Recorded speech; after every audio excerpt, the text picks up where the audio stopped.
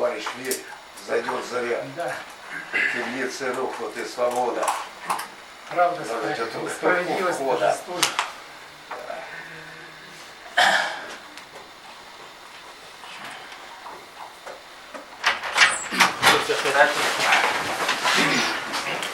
Оглашается постановление, вынесенное в городе Якутске 30 октября 2019 года. Якутский городской суд Республики Саха-Якутия в составе председательствующего судьи Николаева единолично и секретари судебного заседания Накинтию с участием прокурора Толстых, обвиняемого Карамзина и его защитников, адвокатов Каркавина, Кряникова, Чекалева, Перова, следователя Белянина, рассмотрев в открытом судебном заседании ходатайства о продлении срока заключения под стражу в отношении Карамзина Георгия Олеговича, обвиняемого в совершении преступлений, предусмотренных частью 4 статьи 291.1, части 5 статьи 33 пункта В, части 3 статьи 286 УК РФ, установил 6 июня 2019 года уголовное дело за номером 119-029-800-18-4-015 возбуждено по признакам преступления, предусмотренного частью 6 статьи 290 Уголовного кодекса России в отношении Гоголева, предусмотренного частью 4 статьи 291.1 в отношении Карамзина и Самсоновой. 29 июля 2019 года возбуждено уголовное дело за номером 119-029-800-18-4023 по признакам преступления, предусмотренного пунктом В части 3 статьи 286 Уголовного кодекса России в отношении Гоголева, частью 5 статьи 33 пунктом В части 3 статьи 286 УК РФ в отношении Карамзина и Самсоновой. В тот же день уголовные дела были соединены в одно производство с продлением срока предварительного следствия до 5 месяцев, то есть до 6 ноября 2019 года. 7 июня 2019 года по подозрению в совершении преступления в порядке статьи 91 ПК России задержан Карамзин, которому предъявлено обвинение по части 4 статьи 291.1 УК России. 8 июня 2019 года Якутским городским судом республики в отношении Карамзина избрана мера пресечения в виде заключения под стражу по 6 августа 2019 года. 30 июля 2019 года тем же судом в отношении Карамзина избрана мера пресечения в виде домашнего ареста по 5 ноября 2019 года включительно. 7 августа 2019 года Карамзину предъявлено обвинение в совершении преступлений, предусмотренных частью 4 статьи 291.1, частью 5 статьи 33 пункта В, части 3 статьи 286 Уголовного кодекса России. 23 августа 2019 года судом апелляционной инстанции по уголовным делам Верховного суда Республики Саха-Якутия указанное постановление суда отменено. Срок содержания под стражей в отношении Карамзина продлен на 3 месяца 00 суток, всего до 4 месяцев 29 суток, то есть по 5 ноября 2019 года включительно. В срок содержания под стражей зачтено время нахождения обвиняемого под домашним арестом с 31 июля по 22 августа 2019 года включительно. 29 октября 2019 года заместителем руководителя Следственного управления Следственного комитета России по Республике Саха-Якутия Русановым срок предварительного следствия по делу продлен на 3 месяца, а всего до 8 месяцев, то есть до 6 февраля 2020 года, в связи с необходимостью получения заключения экспертиз, допроса ряда свидетелей. Следователь Белянин ходатайствует о продлении срока содержания под стражей Карамзину на 3 месяца, всего до 7 месяцев 29 суток, то есть по 5 февраля 2020 года, мотивируя тем, что обвиняемый Карамзин может воспрепятствовать производству по уголовному делу. Следователь Белянин в судебном заседании поддержал свое ходатайство по указанным в нем основаниям, просит отказать в удовлетворении ходатайства об избрании иной более мягкой меры пресечения. Обвиняемый Карамзин возразил против ходатайства следователя, указывая, что обвинение не обосновано, указывает на оговор со стороны представителя потерпевшего. Защитник Перов просит отказать в удовлетворении ходатайства следователя, указывая на неэффективность следствием, на необоснованность обвинения, а также указал, что меры безопасности в отношении представителя потерпевшего не принимались, доказательств об особой сложности уголовного дела не имеется, ходатайство следователя незаконно, не соответствует требованиям УПК России, приведены те же доводы, просит изменить меру пресечения на иную, более мягкую.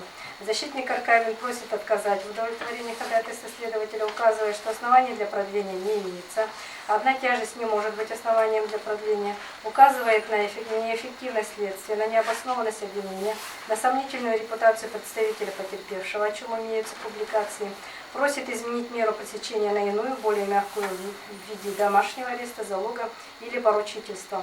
Защитник Щеголев просит отказать в удовлетворении ходатайства следователя, указывая, что рапорты в материале не соответствуют требованиям закона, не подтверждены материалами, скриншоты являются недопустимыми доказательствами, указывает на неэффективность следствия, просит учесть положительные характеристики, избрать иную более мягкую меру пресечения. Защитник Кряников просит отказать в удовлетворении ходатайства следователя, поддержал доводы других защитников, указал, что имеет место спор двух хозяйствующих субъектов на необоснованность обвинения, просит избрать иную более мягкую меру пресечения. Прокурор Толстых просит удовлетворить ходатайство следователя, указывая, что основания, по которым избраны меры пресечения, не отпали и не изменились. Находясь на свободе, обвиняемый может воспрепятствовать производству по делу путем оказания давления на потерпевших и свидетелей, что подтверждено представленными материалами. В судебном заседании также допрошены Павлов, Родионов, Карамзин, поддержавшие свои ходатайства об избрании меры пресечения в виде поручительства, залога, исполнения обязанностей в случае избрания домашнего ареста. Кроме того, указанные лица, также допрошенные Макаров, Скугаревский, дали положительную характеристику обвиняемому и его семье. Выслушав обвиняемого Карамзина, участников судебного заседания, изучив представленные материалы, суд приходит к следующему.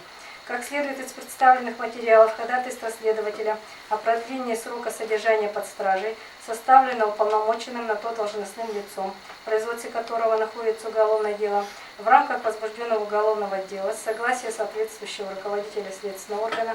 Данное ходатайство мотивировано необходимостью выполнения следственных и иных процессуальных действий, а именно получения заключения экспертиз, допроса ряда свидетелей. Следователям представлены достаточные материалы, указывающие на особую сложность производства по уголовному делу, поскольку с учетом специфики расследуемого уголовного дела особая сложность дела состоит в том, что в совершении преступления также обвиняется должностное лицо муниципального органа власти с привлечением посредников, с вымогательством взятки в особо крупном размере, а также особая сложность дела состоит в необходимости изучения большого объема финансовых документов. По делу назначено 11 экспертиз. При этом оснований для вывода о неэффективной организации расследования, вопреки доводам защитников, не имеется. Кроме того, ходатайство следователя подано при наличии достаточных данных, свидетельствующих об обоснованности данных о причастности обвиняемого Карамзина к инкриминируемым ему деяниям, а именно протоколов допросов потерпевшего, свидетелей и других материалов дела. При этом суд не рассматривает вопрос о доказанности либо недоказанности вины Карамзина. Из представленных суду материалов следует, что Карамзин состоит в браке, несовершеннолетних детей и иных иждивенцев не имеет, зарегистрирован по адресу город Якутск, переулок Зодчик, дом 4, проживает по адресу улица Пушкина, дом 12, квартира 57, является соучредителем и директором ряда компаний под единым названием группа компании «Тум Плюс», обвиняется в совершении особо тяжкого и тяжкого преступления. В представленном материале содержится протокол допроса свидетеля Неустроевой, высказавшей опасения относительно своей безопасности в связи с нахождением Карамзина на свободе. О своих опасениях представитель потерпевшего Неустроева также указала в своем заявлении от 30 октября 2019 года. Согласно рапорту оперуполномоченного ФСБ России, обвиняемый Карамзин имеет обширные связи в органах государственной власти, в органах муниципальной власти города Якутска, а также в правоохранительных органах, и может использовать данные связи для воспрепятствования производства по делу, в том числе оказания давления на свидетелей, а также может скрыться от органов следствия суда. Вопреки доводам защитника, указанные сведения суд признает достоверными, поскольку подтверждаются представленными материалами, а также внепроцессуальными обращениями в суд об изменении меры пресечения обвиняемому от различных организаций, в том числе приобщенных к материалу в связи с наличием в них характеризующих данных. В соответствии с частью 2 статьи 8.1 УПК России, судьи рассматривают и разрешают уголовные дела в условиях, исключающих постороннее воздействие на них, вмешательство государственных органов, органов местного самоуправления, иных органов, организаций, должностных лиц или граждан в деятельность судей по осуществлению правосудия запрещается. Согласно содержащимся в материале изученным перепискам между обвиняемыми, они вели переписки посредством мобильного приложения, цель которых была склонить представителя потерпевшего Неустроева к передаче взятки с целью оказания на нее давления, при этом согласовывали свои действия. Таким образом, у следствия имеются опасения, что обвиняемые, в том числе Карамзин, могут оказать давление на Неустроеву с целью изменения ею ранее данных показаний. Кроме того, по уголовному делу в качестве свидетелей допрошены родственники и знакомые обвиняемого Карамзина, что также свидетельствует о возможности обвиняемым оказать на них давление в случае изменения меры пресечения на иную, чем содержание под стражей. В настоящее время следствием не установлено местонахождение всех предметов и документов, подтверждающих совершение преступлений. Проверяется причастность обвиняемых к совершению иных преступлений.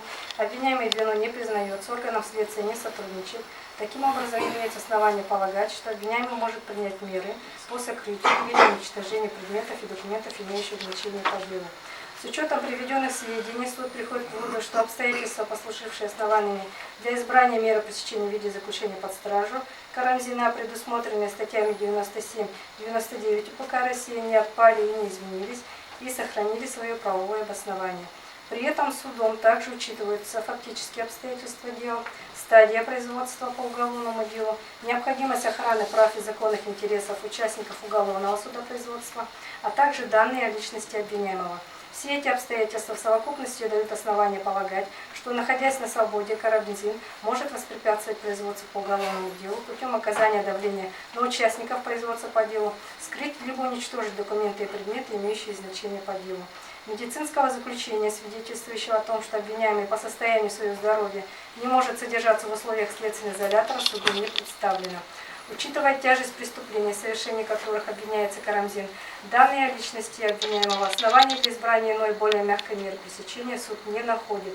Представленные стороны защиты сведения о согласии проживающих лиц на нахождение обвиняемого под домашним арестом, личное поручительство граждан, а также внесение залога не являются безусловным основанием для отказа в удовлетворении ходатайства следователя о продлении обвиняемому срока содержания под стражей, поскольку с учетом установленных в суде обстоятельств они не смогут обеспечить надлежащего контроля за его поведением, в том числе не смогут осуществить контроль за действиями, направленными на воспрепятствование производству по делу.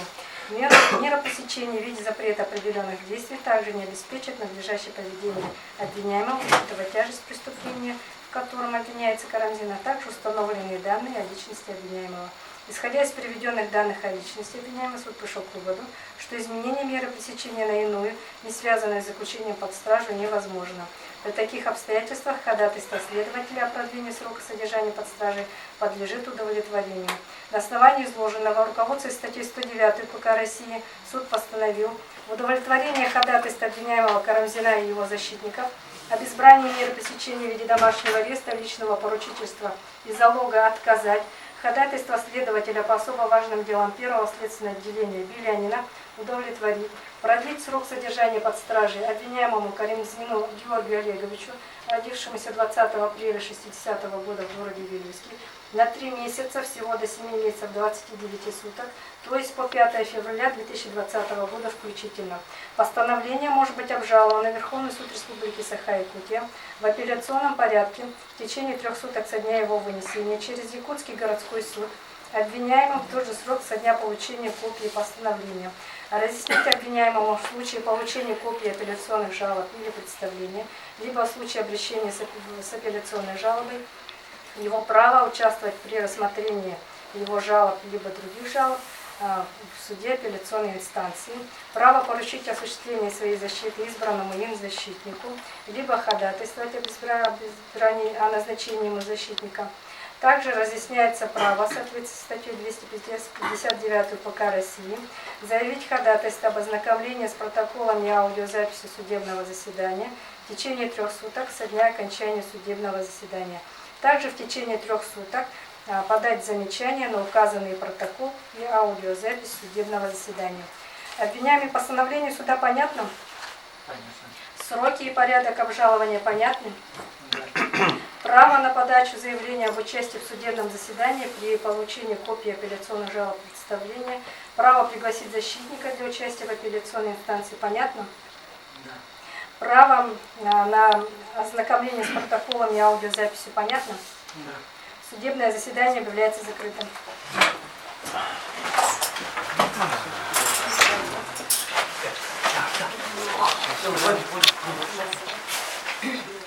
Выходим. Выходим.